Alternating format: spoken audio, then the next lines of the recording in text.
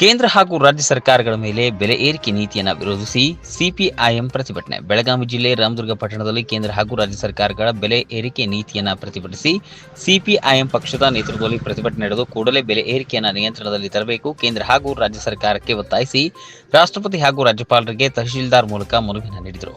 ಕೇಂದ್ರದ ಚುಕ್ಕಾಣಿ ಹಿಡಿದರೆ ನಾವು ಬೆಲೆಗಳನ್ನು ನಿಯಂತ್ರಣದಲ್ಲಿ ತಂದು ಎಲ್ಲರಿಗೂ ಒಳ್ಳೆಯ ದಿನಗಳನ್ನು ನೀಡುತ್ತೇವೆ ಎಂದು ಹೇಳಿದ ಕೇಂದ್ರದ ಮೋದಿ ಸರ್ಕಾರ ಕಳೆದ 2 ಅವಧಿ ಮುಗಿಸಿದರೂ 3ನೇ ಅವಧಿಗೂ ಪ್ರಧಾನಿ ಮೋದಿ ಅವರು ಬೆಲೆಗಳನ್ನು ನಿಯಂತ್ರಿಸುವಲ್ಲಿ ವಿಫಲರಾಗಿದ್ದಾರೆ. ತೈಲ ಬೆಲೆಗಳ ಮಾರುಕಟ್ಟೆಯಲ್ಲಿ ಕಡಿಮೆ ಇದ್ದರೂ ನಮ್ಮ ದೇಶದ ಡೀಸೆಲ್ ಮತ್ತು ಪೆಟ್ರೋಲ್ ದರ ಏರಿಕೆ ಮಾಡಿ, ಅದೇ ರೀತಿ ಗ್ಯಾಸ್ ಸಿಲಿಂಡರ್ ಬೆಲೆಗಳನ್ನು ಹೆಚ್ಚು ಮಾಡಿ, ಬಡವರಿಗೆ ಕೊಂಡುಕೊಳ್ಳುವ ಶಕ್ತಿ ಇಲ್ಲದಂತೆ ಮಾಡಿ ಈ ದೇಶದ ಬಂಡವಾಳಶಾಹಿಗಳ ಜೇಬು ತುಂಬುವ ಕೆಲಸವನ್ನು ಮಾಡುತ್ತಿದ್ದಾರೆ, ಖಂಡನೀಯ ಎಂದು ಸಿಪಿಐಎಂ ಪಕ್ಷದ ಜಿಲ್ಲಾ ಮುಖಂಡರಾದ ಜಿಎಂ ಜೈನಖಾನ್ ಸಭೆಯಲ್ಲಿ ಉದ್ದೇಶಿಸಿ ಮಾತನಾಡುತ್ತಾ ಆಕ್ರೋಶ ವ್ಯಕ್ತಪಡಿಸಿದರು.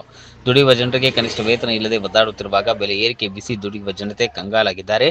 ಜನಪ್ರತಿನಿಧಿಗಳು ತಮ್ಮ ವೇತನ ಹೆಚ್ಚು ಮಾಡಿಕೊಳ್ಳಲು ಮುಂದಾಗ್ತಾರೆ ಹೊರತು ದುಡಿಯುವ ಜನರು ವೇತನ ಕುರಿತು ಮಾತನಾಡುವುದೇ ಇರುವುದು ವಿಷಾದನೀಯ ಎಂದು ಸಿಪಿಐಎಂ ಪಕ್ಷದ ಮುಖಂಡ ನಾಗಪ್ಪ ಸಂಗೋಳಿ ಮಾತನಾಡಿದರು. ಈ ಕಾರ್ಯಕ್ರಮದಲ್ಲಿ ಪಕ್ಷದ ಸದಸ್ಯರಾದ ತುಳಸಮ್ಮ ಮಾಳತ್ಕರ್, ಮಾರುತಿ ಮುದುಗುರಿ, ತೌಫಿಕ್ ಗೋಕಾಕ್, ಸಿದ್ಲಿಂಗಪ್ಪ ಸಿಂಗಾರಗುಪ್ಪ ಮತ್ತು ತಾಹಿರ ಮಕಾಂದಾರ್ ಮುಂತಾದವರು ಭಾಗವಹಿಸಿದರು. ವೀರಭದ್ರಪ್ಪ ಕಂಪ್ಲಿ ಸ್ವಾಗತಿಸಿ ಕೊನೆಯಲ್ಲಿ ವಂದಿಸಿದರು. ಕೇಂದ್ರ ಹಾಗೂ ರಾಜ್ಯ ಸರ್ಕಾರದ ಬೆಲೆ ಏರಿಕೆ ನೀತಿಯನ್ನು ವಿರೋಧಿಸಿ ಸಿಪಿಐಎಂ ಪಕ್ಷದ ನೇತೃತ್ವದಲ್ಲಿ ಈಗಾಗಲೇ ಕರ್ನಾಟಕ ರಾಜ್ಯದ ಎಲ್ಲ ಜಿಲ್ಲೆಗಳಲ್ಲಿ, ಎಲ್ಲ ತಾಲೂಕುಗಳಲ್ಲಿ ಹೋರಾಟಗಳು ಆಗಿವೆ. ಅದರ ಭಾಗವಾಗಿ ರಾಮದುರ್ಗ ತಾಲೂಕಿನಲ್ಲಿ ಸಿಪಿಐಎಂ ಪಕ್ಷದ ನೇತೃತ್ವದಲ್ಲಿ ನಾವು ಕೇಂದ್ರ ಹಾಗೂ ರಾಜ್ಯ ಸರ್ಕಾರದ ಬೆಲೆ ಏರಿಕೆ ನೀತಿಯನ್ನು ವಿರೋಧಿಸಿ ಇವತ್ತೊಂದು ಪ್ರತಿಭಟನೆ ಮಾಡಿ ಒಂದು ಮನವಿಯನ್ನು ರಾಷ್ಟ್ರಪತಿಗಳಿಗೆ ಮತ್ತು ರಾಜ್ಯಪಾಲರಿಗೆ ಇಬ್ಬರಿಗೂ ಕೊಡಾಕ್ತೀವಿ. ಯಾಕಂದರೆ ಕೇಂದ್ರದವರು ಬೆಲೆ ಏರಿಕೆ ಮಾಡಾಕ್ತಾರೆ ಮತ್ತು ರಾಜ್ಯ ಸರ್ಕಾರದವರು ಬೆಲೆ ಏರಿಕೆ ಮಾಡಾಕ್ತಾರೆ. ನಾ ಏನು ಕಮ್ಮಿ ನೀ ಏನು ಕಮ್ಮಿ ಅಂತೇಳಿ ಇದರೊಳಗೆ ಬೆಲೆ ಏರಿಕೆ ಒಳಗೆ ಇವರು ತಮ್ಮ ತಾಕತ್ತನ್ನು ತೋರಿಸ್ಲಿಕ್ಕೆ ಹೊಂಟಾರ. ಇವರು ತಾಕತ್ತು ತೋರ್ಸಕ್ಕೆ ಹೊಂಟಾರ, ಆದರೆ ಇಲ್ಲಿ ಬಡವರು ಸಾಯುವಂಥ ಒಂದು ಪರಿಸ್ಥಿತಿಯಲ್ಲಿದ್ದಾರೆ. ಯಾಕಂತಂದ್ರೆ ಈ ದೇಶದಲ್ಲಿ ಕನಿಷ್ಠ ವೇತನ 1948ರ ಕನಿಷ್ಠ ವೇತನದ ಕಾಯ್ದೆ ಹೇಳ್ತೈತಿ ಯಾವ ರೀತಿ ಅಂದ್ರೆ ಕನ್ಸ್ಯೂಮರ್ ಪ್ರೈಸ್ ಅಂತ ಇರ್ತೈತಿ. ಒಂದು ಆ ಕನ್ಸ್ಯೂಮರ್ ಪ್ರೈಸ್ ಅಂದ್ರೆ ಬೆಲೆ ಏರಿಕೆ ಗ್ರಾಹಕ ಸೂಚಕ ಅಂತ ಹೇಳಿ ಬಂದಿರ್ತೈತಿ. ಅದರ ಭಾಗವಾಗಿ ಪೇಮೆಂಟನ್ನು ಕೊಡಬೇಕಂತ ಇರ್ತೈತಿ. ಆದ್ರೆ ಆ ಭಾಗವಾಗಿ ಇವತ್ತು ರಾಜ್ಯ ಸರ್ಕಾರ ಆಗಲಿ ಅಥವಾ ಕಾರ್ಮಿಕ ಇಲಾಖೆ ಆಗಲಿ ಇವತ್ತಿನ ಬೆಲೆ ಏರಿಕೆ ಆಧಾರದಲ್ಲಿ ವೇತನಗಳನ್ನು ಫಿಕ್ಸ್ ಮಾಡುವುದನ್ನು ಬಿಟ್ಟು ಇವತ್ತು ಗುಲಾಮರ ರೀತಿಯಲ್ಲಿ ಇವತ್ತು ಏನೈತಿ ಒಂದು ಗುತ್ತಿಗೆ ಆಧಾರದಲ್ಲಿ ಅವರಿಗೆ ದುಡಿಸಿಕೊಂಡು ಕನಿಷ್ಠ ವೇತನ ಇಲ್ಲದೆ ಅವರಿಗೆ ಕೈಗೆ ಎಷ್ಟು ಬರ್ತೈತೆ ಅಷ್ಟು ದುಡ್ಡು ಕೊಟ್ಟು ಕಳಿಸುವಂಥ ಪರಿಸ್ಥಿತಿ ಐತಿ.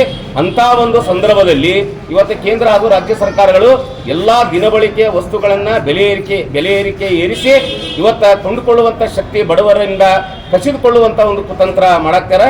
ಈಗಾಗಲೇ ಗೋಧಿ ಆಗಲಿ, ಅಕ್ಕಿ ಆಗಲಿ, ಸಕ್ಕರೆ ಆಗಲಿ, ಜೋಳ ಆಗಲಿ, ಬೇರೆ ಬೇರೆ ಎಲ್ಲ ನೂರಾರು ಪದಾರ್ಥಗಳು ಇವತ್ತು ಹಾಲು ಮೊಸರು ಸಹ ಇವತ್ತು ಬೆಲೆಗಳನ್ನು ಏರಿಕೆ ಮಾಡಿ ಅದಕ್ಕೂ GST ಕಟ್ಟ್ಯಾರ.